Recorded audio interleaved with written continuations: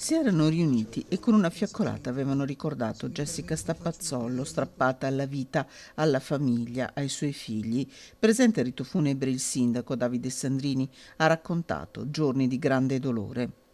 Sono giorni molto difficili per la nostra comunità. Castelnuovo del Garda però si è dimostrata una comunità unita e sensibile. Ci impegniamo e ci impegneremo con ancora più forza. Il ricordo di Jessica ci darà la spinta per essere ancora più incisivi su questo tema molto importante per tutta la comunità. Nel frattempo la famiglia di Jessica ha avviato una raccolta fondi. Il corpo della giovane donna sarà sepolto in Brasile, a San Paolo, dove vive il padre. Dalla procura di Verona è già arrivato un nulla osta. Vanno avanti anche le indagini. Il punto dall'avvocato della famiglia di Jessica, Elisabetta Carattoni. Stanno finendo le indagini, gli accertamenti, tutti quelli previsti naturalmente. Ci sarà qualche altro interrogatorio che lei sappia per l'uomo? No, questo non lo so, stiamo finendo gli accertamenti. Sarà disposto a breve il dissequestro delle cose.